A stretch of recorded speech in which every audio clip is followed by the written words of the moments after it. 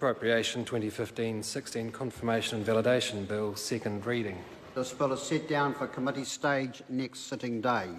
Call on Government Order of the Day number 2.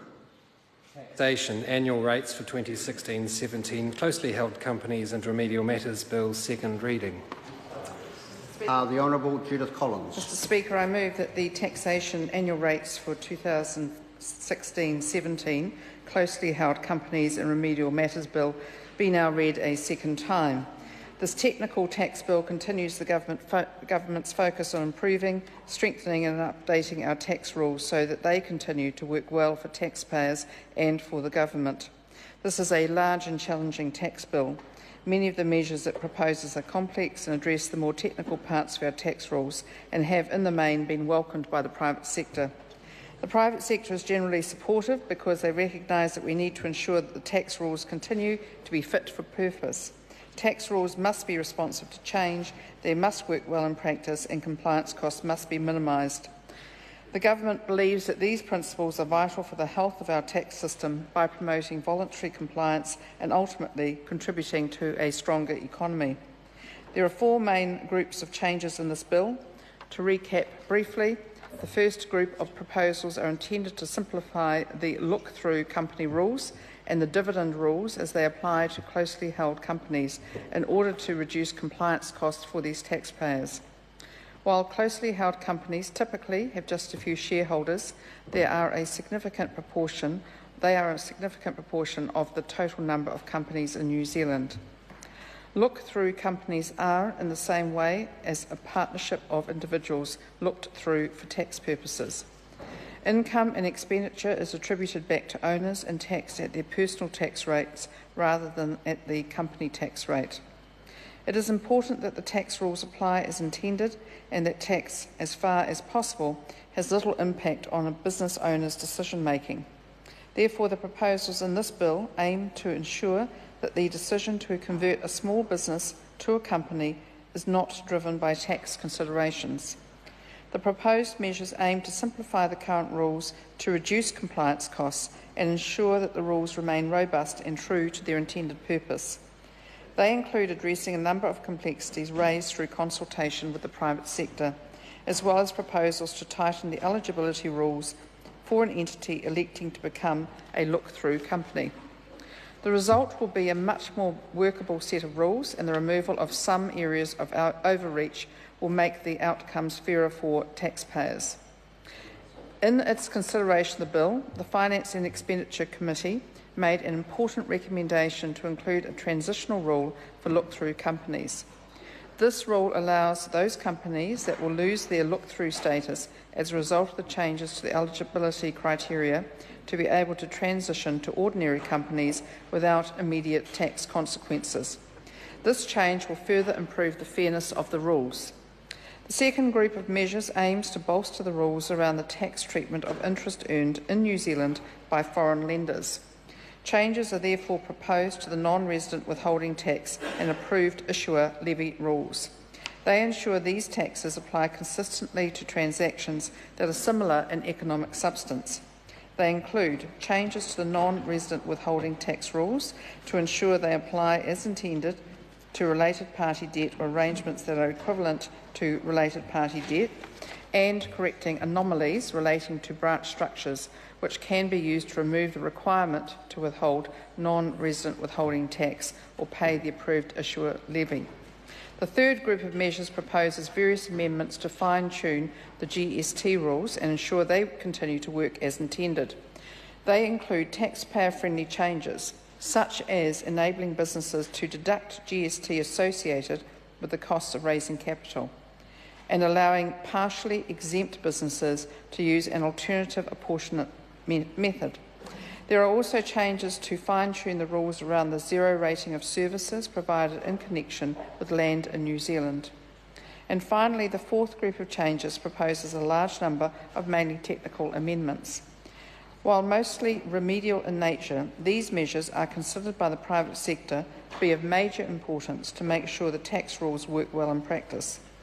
They form part of the government's ongoing work to ensure that the tax rules are clear and apply as intended, and that they do not impose unnecessary compliance costs on taxpayers. The bill also includes a number of taxpayer-friendly measures to promote greater fairness and certainty in the tax rules. Proposed changes to the debt remission rules, for example, address a problem that can arise under the current rules when a debt is remitted between associated parties.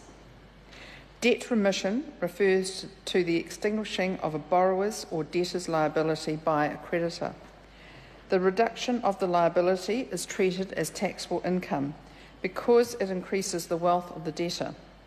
But when the creditor is associated with the debtor, the creditor is denied a bad debt deduction, resulting in income to the borrower, but no deduction to the creditor. The bill proposes to correct this asymmetric result by treating the debt as being fully repaid when a debt is remitted between related or associated parties. The proposed changes follow consultation with the private sector in February last year and are part of the government's effort to ensure fairness across the tax system.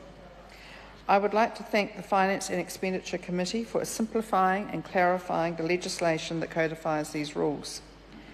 This will be welcome news for group companies to incorporate in New Zealand, as well as smaller mum and dad partnerships or businesses.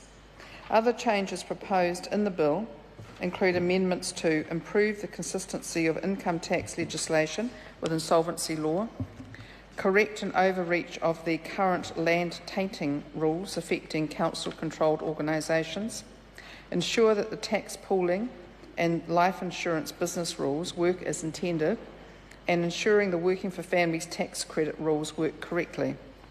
14 charities are to be added to the list of donee organisations with overseas purposes in Schedule 32 of the Income Tax Act 2007, which means donors to those charities will be eligible for tax benefits on their donations from 1 April 2016. Finally, the bill sets the annual rates of income tax for 2016-17 tax year. Many of the measures proposed in this bill have been developed through open consultation with the general public and private sector groups. This is a particular strength of our tax system and helps to ensure that tax and social policy changes are well thought through and that they will work well in practice. Further amendments have been recommended by the Finance and Expenditure Committee, and for these I acknowledge and thank the committee members for their close attention to the technical detail of this complex bill. Briefly,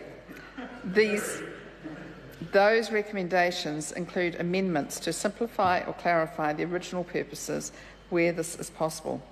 The result will be greater coherence across the proposed changes and reduced compliance costs for taxpayers where possible.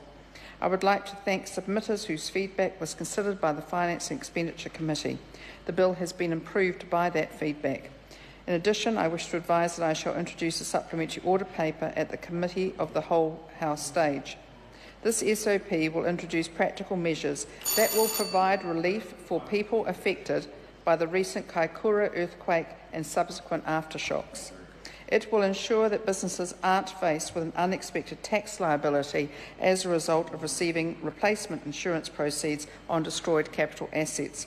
This rollover relief, in effect, replicates a measure the government provided for Canterbury businesses.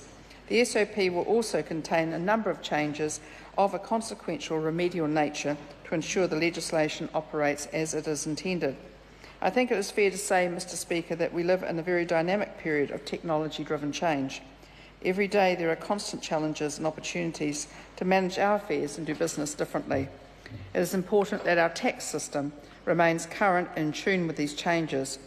At the same time, the tax system must be and be perceived by New Zealanders to be fair and coherent.